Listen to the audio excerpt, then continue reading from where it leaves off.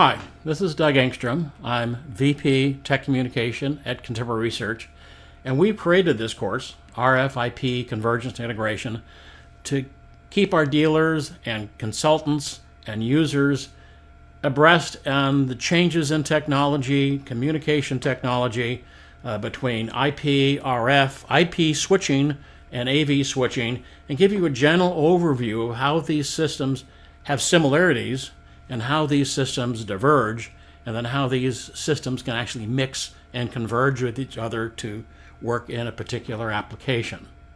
So I hope you enjoy the course. I've tried to keep it down to less than an hour. At the end of the course, you can go to the website noted at the beginning page and end page of this course.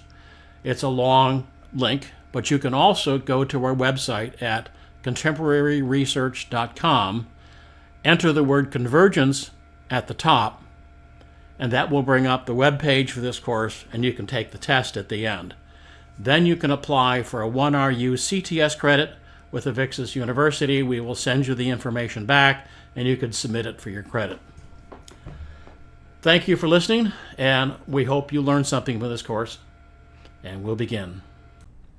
When we look as integrators at the different video distribution schemes we've seen over the past several years, we tend to look at all of them as pretty different from each other. So we're used to AV switchers by Crestron and other companies, and then we're used to RF, distributing channels over RF systems, distributing streams and programs as IPTV over networks, and the new kid on the block is called an IP switcher, which works like an AV switcher, but what they do is they have a proprietary encoder at the input side, they have a decoder on the output side, and then they use a generic 1 gig or 10 gig switch in between to route inputs to outputs on the system.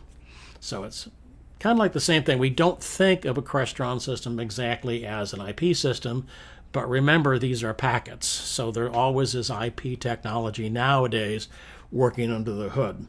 So the general survey over the 4 different schemes that you might employ in a site is an AV switcher is going to convert inputs to TDMS, use an IP switch inside the box, and that's switched to HDTV, which is a proprietary chipset that has really helped us to take high definition signals out to 300 feet. So very useful technology. IP switchers do the same thing again, but the switcher is a generic product that sits out in the middle, and generally there's going to be some type of software custom control to manage that switch to take inputs to outputs in a control system. And they again typically use another proprietary chip to funnel video, audio control, and things like that from encoders to decoders. IPTV is one you're familiar with. Again, in our encoders, we're converting any of our inputs between component, composite, RGB, and then HDMI, SDI. We take that and convert that to a common TDMS platform, encode that to an MPEG stream, and then we send that stream over the network. Digital RF is made exactly the same way. The difference is the output. We take the signal in, encode it to MPEG, and we send it as RF channels over coax. And that's the commonality between all of those systems.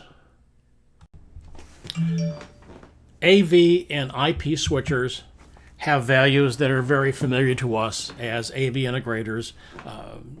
They act kind of similar to the wired systems we used before that are just taking baseband signals to baseband outputs. They both have shared values. So there's virtually zero latency between the switching. The video is called lossless, though there could be some loss, often up to 4K. They use dedicated UTP or fiber connections. It's a proprietary system. You can't take company's A encoders and pump them to company B's decoder. They're usually locked as some type of system via the technology inside and then other special sauce they add. Just like audio, that was supposed to be, digital audio is supposed to be open source, but especially terms and control, people found ways to make it proprietary. And they're limited to 300 feet because that's the length of Cat5. If you're going wire, if you go fiber, you can go farther, but not a lot of people want to run fiber on a system. But they share that common connection, physical nature. Now, a switch like a Crestron DM is using uncompressed packets and doing the switching on an IP switch. And those same packets go out via HD-T, which allows us to get very nicely to a receiver at the end of a 300-foot run. IP switchers are using typically motion JPEG as an encoder in their process. And motion JPEG is what you see in a movie theater. Just about any digital theater you go to, it's a very special version, 4K, 8K images, wonderful audio put in there, and but you're still looking at motion pictures. JPEG are a group of pictures, and you're just watching picture after picture after picture or picture in motion JPEG. So for a video switcher, that's great, because MPEG, as you show above, is you'll see there's one keyframe, then yada, yada, yada, a bunch of data, and then another frame, and then yada, yada, yada, and then another frame. So it's very difficult to switch because you've got to wait for the next breakpoint to make a switch, which is what happens when you take your TV and go to the next channel. It's got to find the next breakpoint and then connect everything up again. So JPEG works nice for that. You're just switching between pictures. And the lossless term comes from lossless JPEG 2000 motion JPEG, is that they can lightly compress the images, which as far as you can tell is very little loss in that image, and it's also faster because they're not compressing that so tightly. So you get to what is close to a zero, which probably isn't exactly zero, but is very low, as far as you can tell, zero switching. And that's what the engine usually behind IP switchers, that allows them to use a very generic 1 gig, 10 gig managed switch in between to patch the encoders to decoders. They call them transmitters and receivers. And you're using that switch. And again, the chipsets in there are also proprietary. Theoretically, you might be able to match up somebody's encoders and decoders, but as usual, there's things like control and other things that I would doubt there's a lot of interoperability between company A's product and company B's product in the end.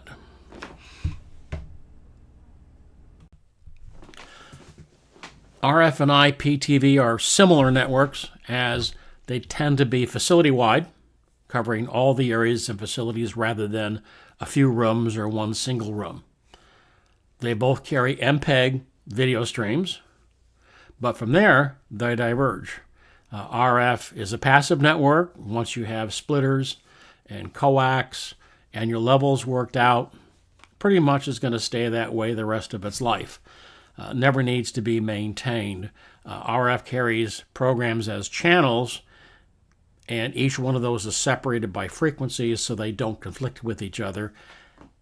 And it's a broadcast network in that it's not two-way. It's just going to go out to the TVs, all the TVs, and all the TVs can scan the channels and see the content.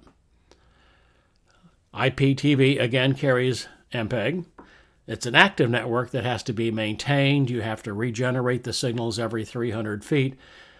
It's carrying streams in MPEG format. The key thing is that most IPTV systems are not just carrying video, they're carrying information that's critical to everyone on the network. So some systems might not have the bandwidth to carry video streams on top of everything else they're doing. And also on IPTV, it has to be set up to do video streams. It doesn't do it automatically, especially if you're doing multicasting where many people can see one program. It's interactive, though, in that a receiver and decoder can talk back and forth through the network to see the stream, and video conferencing and other applications can be carried out over the network and have a two-way conversation. I think to the integrator, if we're just focusing on the idea of distributing media, one of the advantages RF has is once you've installed it, you're done. You're responsible for the output of the system.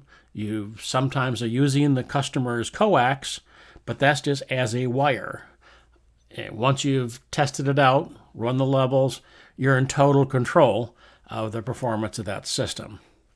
When you're doing IPTV on a customer's network and adding that to an existing network that's also carrying data, then you're more dependent on how the network is configured, what its capabilities are, and also how capable is the IT team in enabling multicasting over the network, and also how to maintain multicasting across the same network. And so you're not quite as in charge of performance of the system. You're kind of dependent on the system itself and how well the team can behave. Those are the key differences between the two. There are three standards in play for MPEG in our marketplace. The two ones that are kind of default standards would be MPEG 2, which is in use by off-air channels. It can be sent over as IPTV streams as well. It's perfectly compatible with networks. MPEG 4 was developed to achieve the same resolution, 1080p, as MPEG 2, but to have half the bit rate. So a stream we would have done in MPEG 2 at 18 megabits per second would be 9 in MPEG 4. And for that reason, those are the streams used by satellite and Ethernet, and cable TV has recently gone to MPEG 4 as well, so they can scrunch more channels into programs into each channel and sell more internet services. You'll also see it referred to as H.264, which is the advanced version of MPEG 4, and H.264 is pretty much what all of us are using today. Of course, you've heard about HEVC, also called H.265, and that's the current standard for 4K video. The goal of 265 is that we can take a 4K video and encode it into the same bit rate as a 1080p video in MPEG 4. You haven't seen that implemented out there a lot because, number one, it's not there yet. It's not as efficient as it's going to be over time. But right now, for different devices, HEVC is what's out there, and so that's what people are using for different applications. But competing with that is one codec by the Association for Open Media has developed AV1. Google and Cisco, Netflix, and many others are part of that group. And they've introduced a free codec that will be even more efficient than HEVC, and it's going to be free.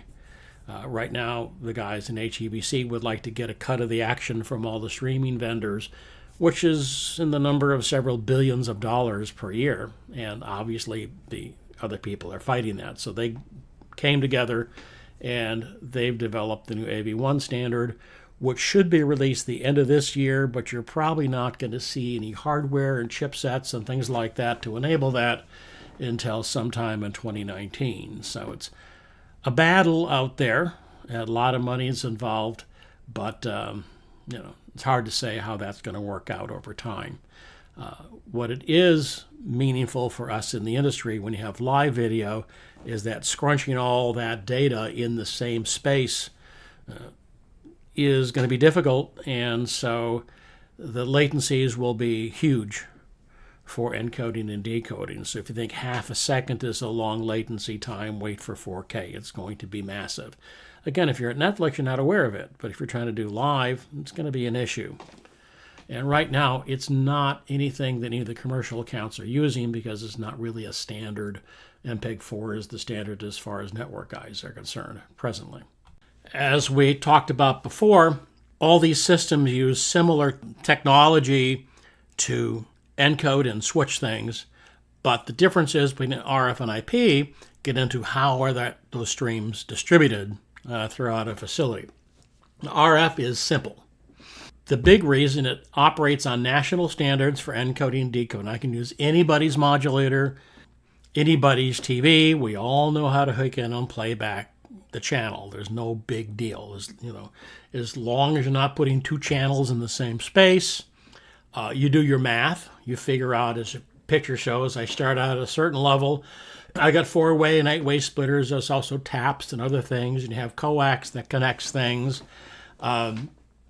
In big systems like stadiums, you might find fiber running through that. And some corporate locations use system where you're doing RF through Cat5 wiring. So you have a mix of wiring schemes that you can do. You can distribute these taps and splitters in a variety of ways. You can branch off and add a whole new connection for video. And so as long as your math is right, it's very low tech. You're not really dealing with anything digital. You're just dealing with levels and how much you're subtracting at each step down the way. And once you get the system laid out and started up, it's going to work 24/7 without any issues. When I always bring up to people, quick, name the people on your IT team, and everybody will come up with the guys responsible for the network. So, okay, who are the guys in charge of your RF? And they look around, well, there isn't any. It's been here for 20 years. So, well, that's the point. In emergency operations centers, that's become important because in an emergency, you might lose power. That's why it's called an emergency. And so if the building loses power and they go back on generators, the RF system is going to be up within a minute.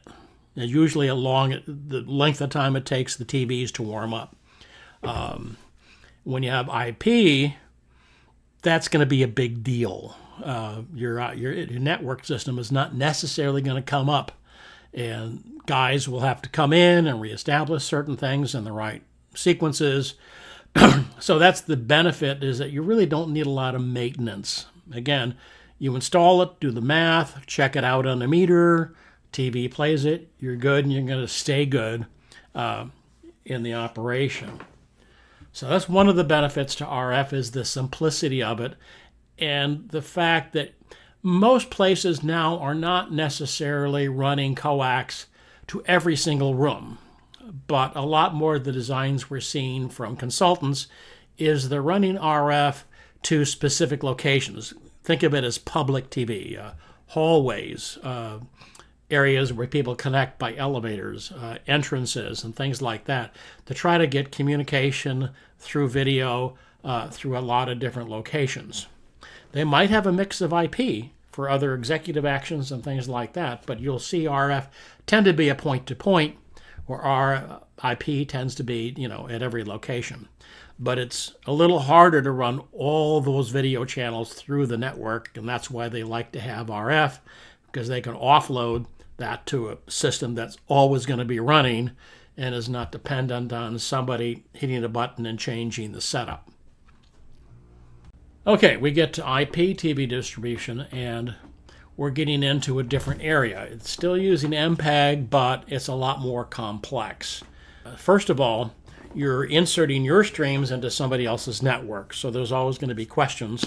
Number one, do all these switches and routers in the system support IPTV streaming? And we'll get to that a little bit later.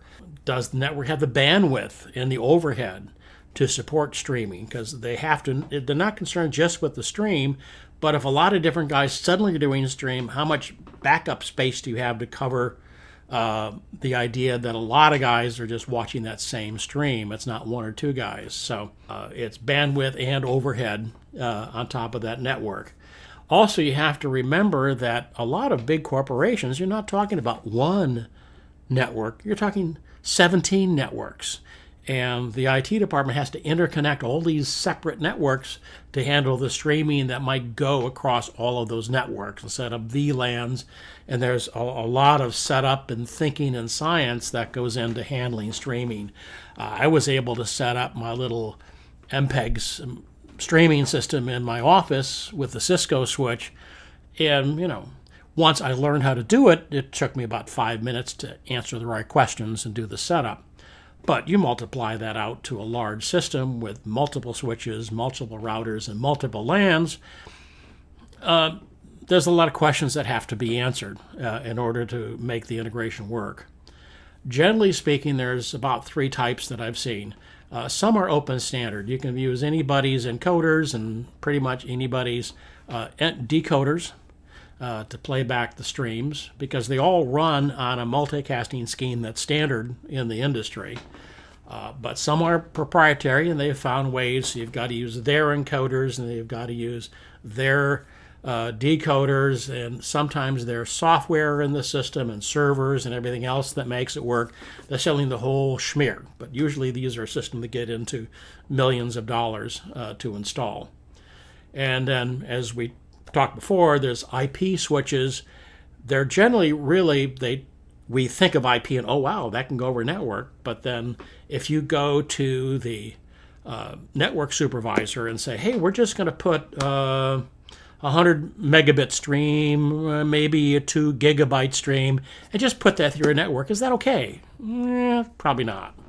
So those systems tend to be focused on switching, not so much controlling bandwidth with much smaller, skinnier streams. They're about switching in 4K and all of that. So that language is there, but you have to discern the difference between the two. At this point, we're going to look at the differences in RF and IP from the origination side, especially in the beginning. What are the differences when you have to set up the encoders that are going to be sending the signal either through the RF pipe or the IP pipe? In the beginning, it's a very simple act. In RF, you're going to pick what channel you're going to broadcast on, and then what's my first input going to be and what's my second input going to be. And I'm basically done at that point. I can be broadcasting channels right now to the TVs. In IP, this is just the beginning. I don't have to talk about channels and things, but I do have to assign inputs. So at that point, that setup part is pretty identical. The difference being you're not done yet when it turns to IP. The big decision in IP distribution is whether you're going to send a stream unicast, which is one encoder to one device, or multicast, where one stream can be sent to many devices at the same time. Unicast is a very basic setting. It can work just about on any network, because what you're doing is saying this URL address, my encoder, is going to go to this device at this address, and that's specified in the encoder, not anywhere else, and it sends it. And then you have to go to the receiver and set it to a stream, which might be, port 2345, and then it'll pick it up and play it, but nobody else can listen to it. So it's a very simple cast. The problem with Unicast is that 5 people want to see the same program. You have to create 5 independent streams for everybody to watch, and that's not going to work well when you multiply that out to the typical corporate account. So multicast is what they're usually talking about when they're talking about streaming.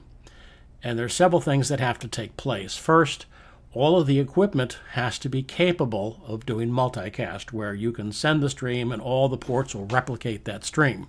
But if you did that all the time, when every single port in your company is replicating the same stream, the whole network would go down. So there has to be a way of managing who gets the stream and who gets to see the stream. And this is done by a standard called IGIMP. It's Internet Group Management Protocol, and it's basically managing who gets what. And the way it works is kind of interesting. They call the PC or IPTV player the host in multicasting. And it would ask for a stream, and it uses a very special address. The range of 239 is one of those.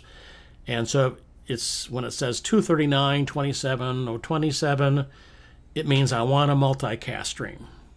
Now, there's a program called a querier in one of the routers in the system, or a separate PC, that's always sending out broadcasts and saying, does anybody want to see a stream? Does anybody want to see a stream?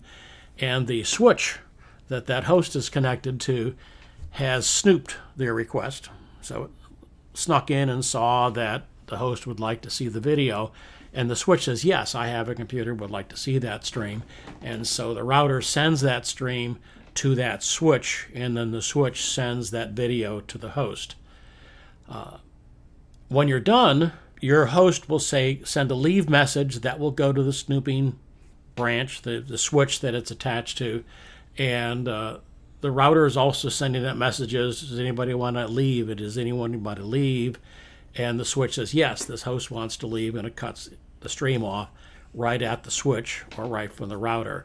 But if 5 other people are on that same switch, it's made a copy of that video to the other 4 people.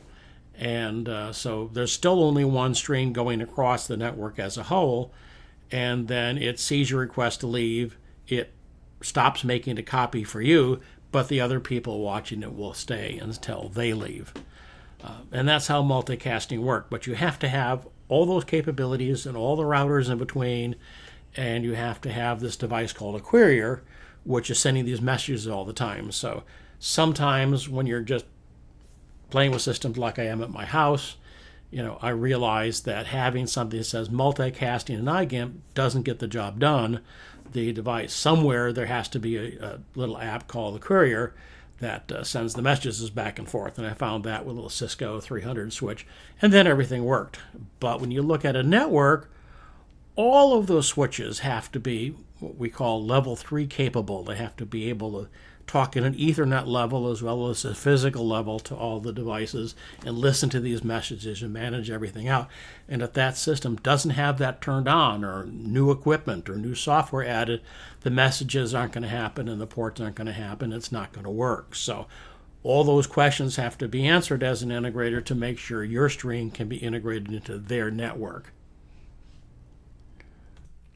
Once you've looked at IP origination and distribution, the next question is, how do you control the streaming? How do you receive it at a TV, in a conference room, in a boardroom? The simplest approach is using TV-style control. We have a list of programs you can select from. You like a channel up, down, channel number, use a simple IR remote to control the decoder, or have an interactive control system, select the programs by presets. Ideally, the list can also be updated over the network, so you keep it content fresh and add new programs easily without having to go to every room and update the list manually. The other approach of the interface looks at IP as a virtual video switcher. In this case, a control system, or sometimes a server with web pages, will select inputs with some visual interface. In IPTV applications, the control system is really placing that encoder URL and the stream URL right into the decoder, and it starts playing immediately. So it feels like a video switcher, but you're doing the same thing as the channels. You're selecting a channel, but you're viewing it as a video switcher. In some system, there's no local control at the decoder at all. It assumes you do have this web service, that you go into a web page in the conference room, or that you have a control system in the room that's talking through the network to the server in the central system, then talking back to the decoder to control the decoder. An integrated decoder has a built-in control port to manage the display as well. And that way you could use that interface to do streaming, but also for TV control as well. Some systems pass through RS-232 from an encoder to the decoder, kind of like a switching system, but it's kind of limited because that assumes that all TVs, all projectors in the facility use exactly identical codes. That's not really reality. So the best way is to have codes inside, or a control port dedicated in that device that speaks specifically to the device you want to talk to. And of course, some decoders have just no control space at all. It's just a player, nothing else. Generally, when you're looking at an integrated IP system, it's kind of like choosing Apple or Google or Amazon devices. You're really buying into the ecosystem by that supplier, or put it the other way, the ecosystem owns you. So that's one of the decisions of looking at, am I going to commit to this whole system, and every time it needs to be supported, every time it's added, changed, I have to use the same supplier, the same software licenses, everything to make everything work. And there's some benefits to that, but there's also downside to that as well. Because ideally, since IPTV is using MPEG, motion JPEG, and probably all of those streams could be played by a VLC on a PC for testing, your integration options kind of should be fairly open as well. But very often it's hard to find a system that gives you complete freedom of choice for encoders and complete freedom of choice for decoders like you find in RF. Usually they're tied together, and it's hard to find things designed for integration. That's one of the things you have to look at and think about when you're designing the system that you want to use. When you start looking at decoders for your application, you'll find these things happening as you look to it. And you're looking at, okay, do I have to buy the complete system to use the decoder? Can I buy that decoder by itself? It'll work pretty well with anybody's system. So that's the first set of choices you're looking for when you look on the decoder side, because this is usually what locks you into the supplier, is some control interface connection and everything that forces you to use that one control interface all the time. Other things to look at that are assumptions is smart TVs. They work really nice. I have one at home, and they work really well for streaming companies like Netflix, Hulu, when you have an app that you download in the TV. What they really don't do is pick up a stream in your own facility where you can assign that channel to that smart TV and play it back like a regular decoder. So it's not quite like RF where you buy a smart TV and your tuner's built in. It's a different function. It's a different reality. It's not designed for commercial applications, but consumer in-home streaming. So most of the time, you're going to have to get outside software and outside box to work with the TV. Even if it's IP system, you still have to buy an outside box to do streaming within a corporate setting. The choices are many. One is VLC software, and it's an excellent software application that you can download and test the IP system as an integrator, as an IT manager. It will just about always play back anything. Great software, but it's really a geek tool and an integrated tool, because to see a stream, you have to type in the URL. So I don't think too many industry executives will type UDP:// to see the CNN channel. They're looking for something more user-friendly than that software. From there, you get into a select few that are open standard units that can play back in anybody's system. Because as you look, you'll find there's more tied to a certain decoder, tied to a certain ecosystem. One of the ones that have been out there for a while is the Mino series of decoders.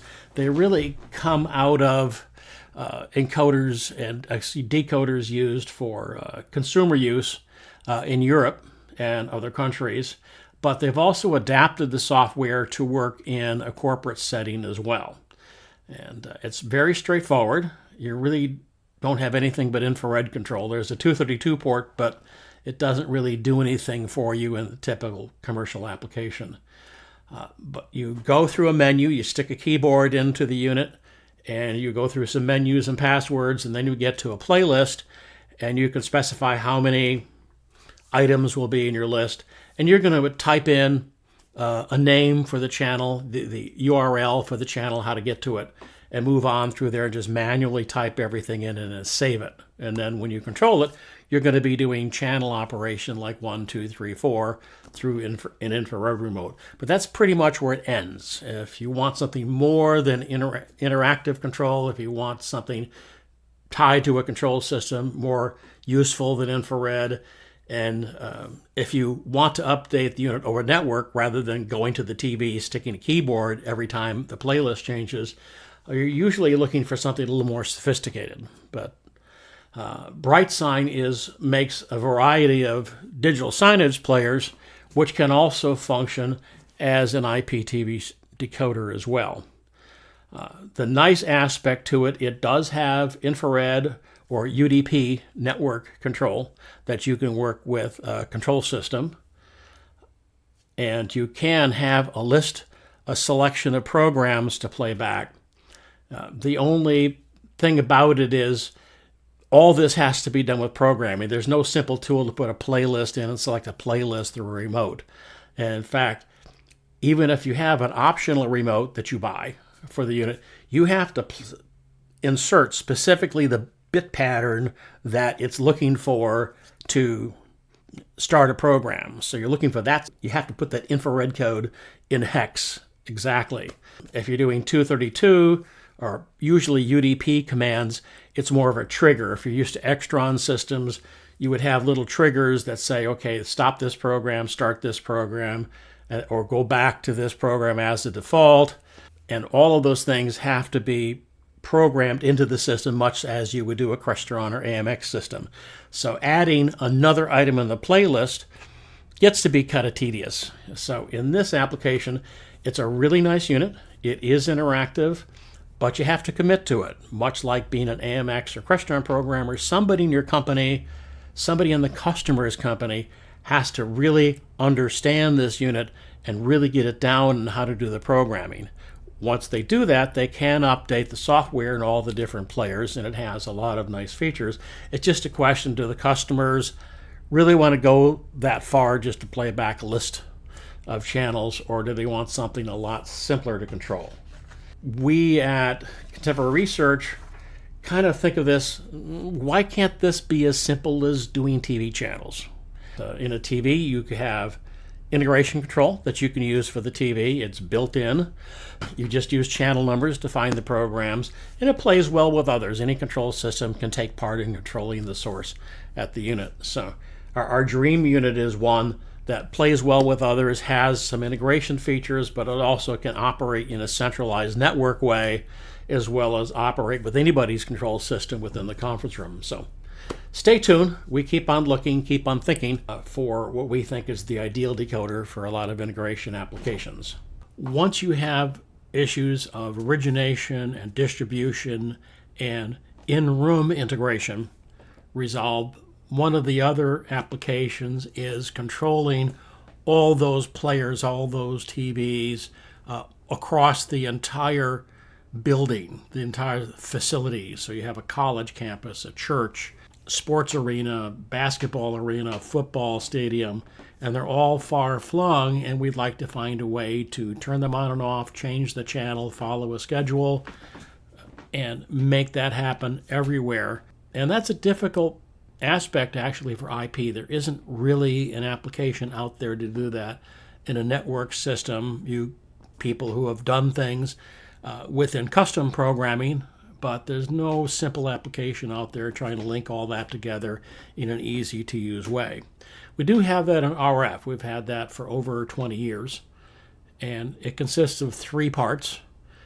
One is a display control channel center, and that creates a control channel that is inserted with all the other channels within the system. So wherever the coax goes, wherever the media goes, the control signal goes out as well. So there's no extra wiring that needs to take place. And that unit can host a small application that's inside that is included with it called Display Express Lite. And that allows a person to pick a TV or a group of TVs, pick a channel, and they all go to the channel, turn all the TVs, turn all the TVs off. Very simple application that's actually hosted inside that display control center. It also has RS-232, IP, and USB connections for external control to that same network. So you could take a Crestron AMX system, whatever, and send commands to that network through that unit. We publish the protocol. It's an open protocol, and programmers and dealers and integrators could use that protocol into integrating their own system. We also have software called Display Express, which is more web-based, fill in the blanks, no programming needed, but very extensive. You can have schedules, presets, custom control panels, all that sort of things to manage an entire facility. And the beauty of that is, as TVs are added in a facility, they can just add it to the database and make things happen for those TVs without having somebody come in and add the new features. All of those commands are sent to controllers that are mounted at the TVs or video projectors. So we have units for 232 control for the commercial TVs. Some consumer TVs also offer RS-232 control. And then we have infrared control for the rest.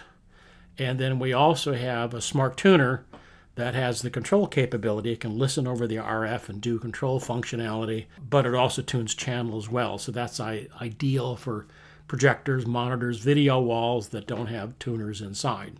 So building the system is very good. You already have the RF system, so you're adding a channel that doesn't conflict with everything else. You add your software or our software, add the controllers, and you're done, and you could manage the system. We often think of convergence as the move from all other AV mediums into IP. And some of that is going on, but the reality is it's more of a two-way street. For example, sports stadiums started to go to IPTV, starting with Cisco donating equipment to the Cowboys, and everybody wanted to be like Jerry, so let's go ahead and do the modern thing and do IPTV. What they discovered is you typically have a latency of about 8 seconds, which means the guy in the skybox has instant replay all day long because what's on his TV is 8 seconds behind what he sees on the ground. Very disconcerting, especially for a live concert. So you have to turn the sound off on your TVs to enjoy it. There's a lot more maintenance because you have decoders at every single TV. And apparently a lot of the coders they used were inexpensive, and I have reports of guys having to walk through the stadium after every event and replace receivers that don't work anymore with another batch, and then they send that bag of receivers back to get repaired again, and there's a recycling that goes on. And there's also maintenance in IP. If there's a lightning storm or something goes out, it's going to be a while before the TV system gets back in operation. And to the fans, they don't care whether you spent $1 million to get video to their TVs or around $1,000 to get the same video there, because it's the same video. And very often the RF video is much higher resolution than what you can get off IPTV. So they started looking at that, and so the past couple of years there's been a swing to specify stadiums and arenas in RF. Number one, they save a lot of money. The result is the same, but better latency, and there's no latency in between TVs. They all get the signal at exactly the same time all across the stadium. So there's a consistency there. Plus, they don't have the maintenance costs because the receiver's inside the TV. So there's only one thing to maintain. And they can invest some of that money back into small restaurant systems in the skyboxes that give them a bigger kick. And they can order food and do different things that the internet was designed for. Plus, they can take advantage of Dante to do audio routing that was difficult to do in an analog fashion. So having both in play and both doing what's best seems to be the swing we're seeing in a lot of the sports stadiums in play now. We also have commercial sites that are streaming both on RF and IP. So the solution for them is adding digital modulators means that their old analog RF system is now digital. So all TVs in the system now have digital capabilities and video. But at the same time, we're also broadcasting an IP.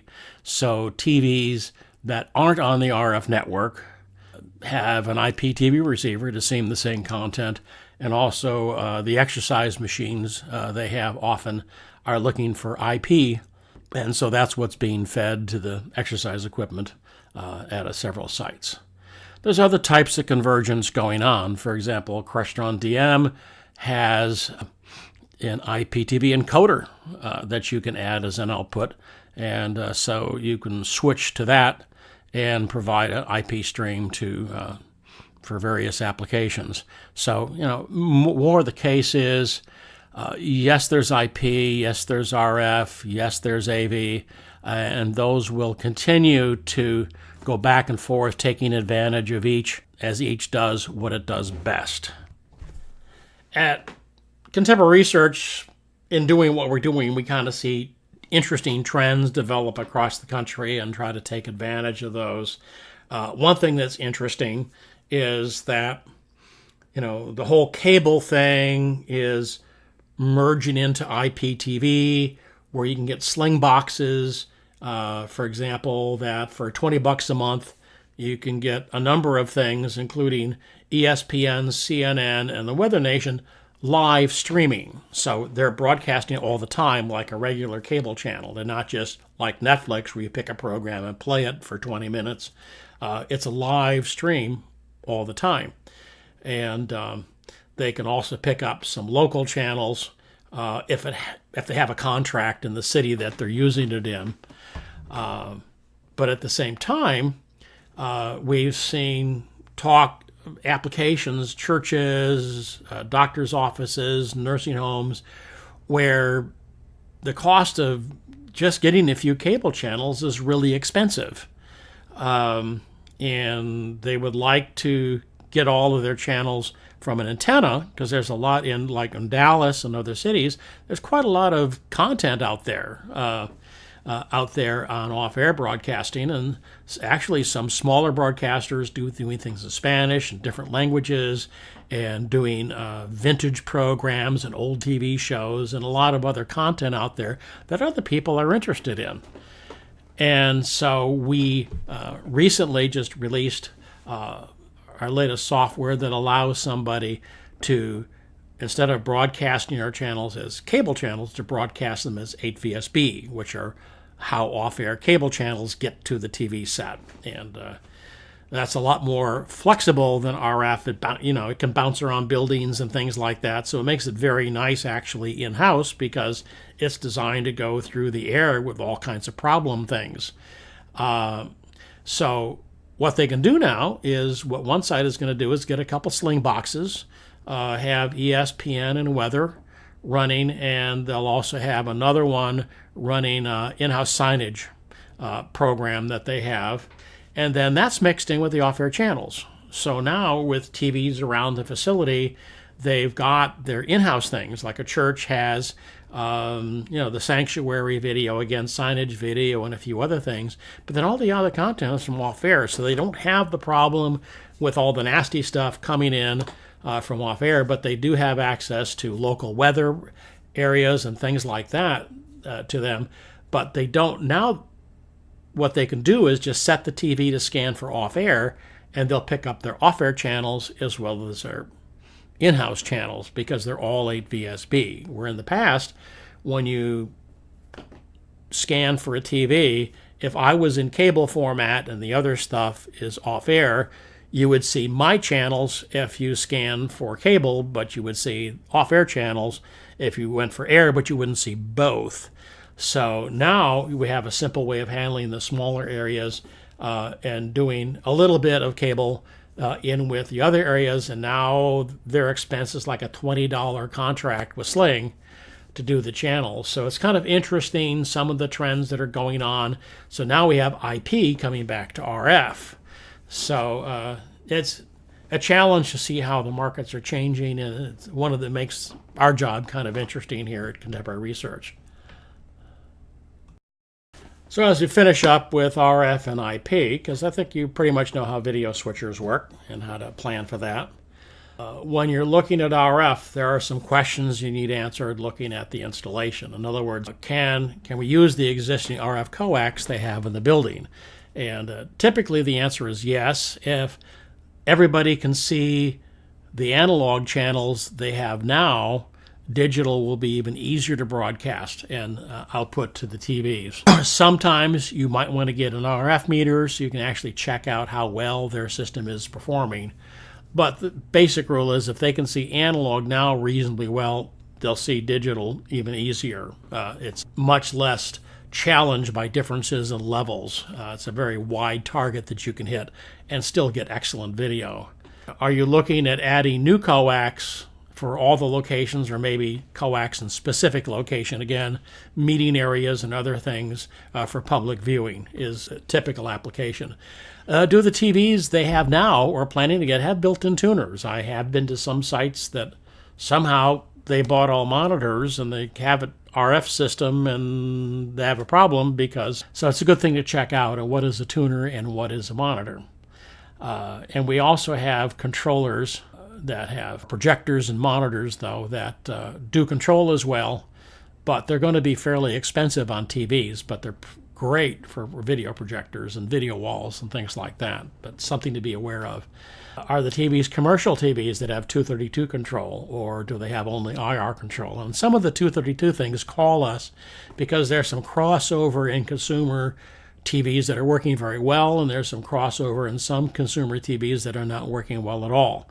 So we see it from everywhere. So if you have questions, talk to us. We can research it, or we know the answer as well.